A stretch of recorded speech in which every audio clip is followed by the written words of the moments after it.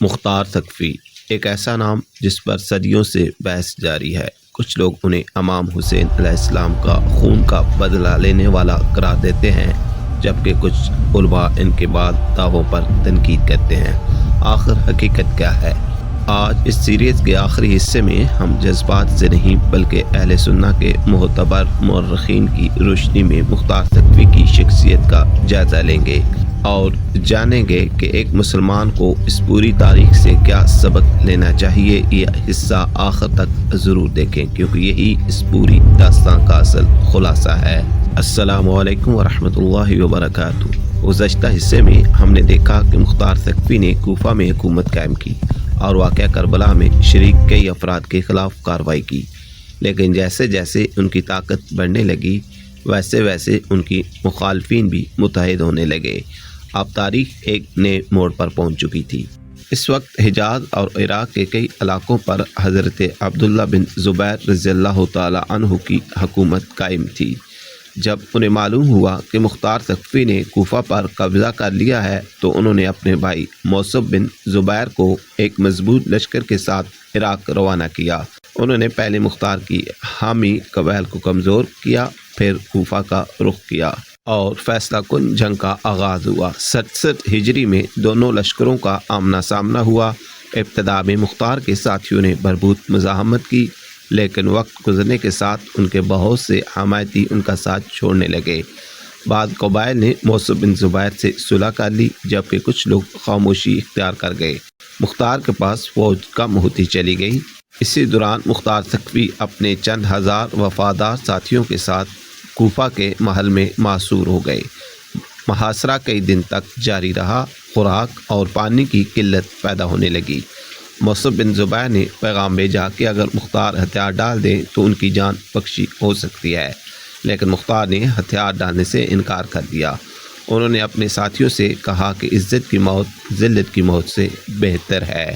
آخر کار مختار اپنے قلیل ساتھیوں کے ساتھ محل سے باہر نکلے۔ انہوں نے بہادری سے جنگ لڑی، لیکن تعداد بہت کم ہونے کی وجہ سے وہ زیادہ دیر ٹک نہ سکے۔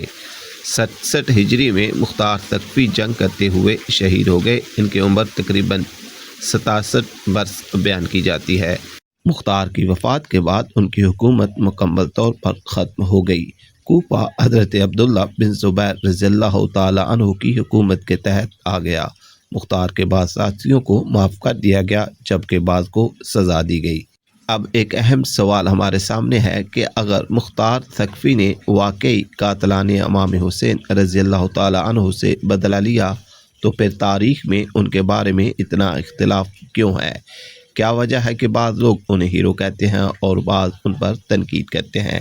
اس سوال کا جواب ہاں یا نہیں میں دینا آسان نہیں۔ اہل سنت کے بڑے مورخین نے مختار ثقفی کے بارے میں مختلف روایات نقل کی ہیں۔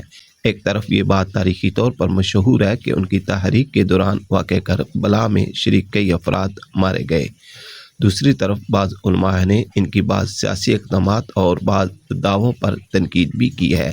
اس لیے اہل سنت کا معتدل موقف یہ ہے کہ ہر روایت کو اس کی سند اور تاریخی حیثیت کے مطابق دیکھا جائے۔ ان کے متعلق امام ابن کثیر رحمہ اللہ نے اپنی کتاب البدایہ والنہایہ میں مختار ثقفی کے حالات اور ان کے بارے میں مختلف روایات نقل کی ہیں، اور امام طبری نے بھی تاریخ الطبری میں ان کے دور کے واقعات تفصیل سے بیان کی ہیں، اور اسی طرح الاسیر نے الکامل فی التاریخ میں ان کی تحریک اور انجام کا ذکر کیا ہے۔